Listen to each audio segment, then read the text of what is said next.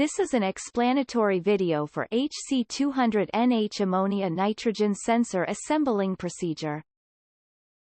Remove the sensor cap followed by removing the dummy chips.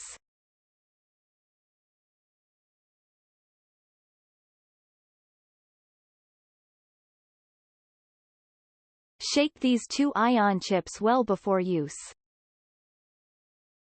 Remove the protective cap of the ammonium ion chip.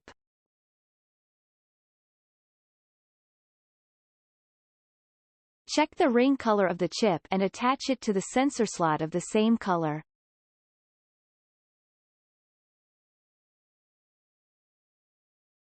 Similarly, remove the protective cap of the potassium ion chip and attach it to the sensor.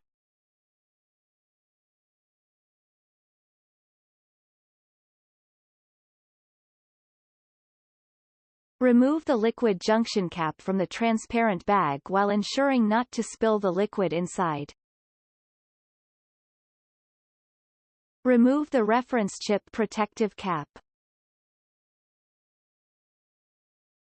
Pour the liquid from the transparent bag onto the liquid junction cap and attach it to the reference chip.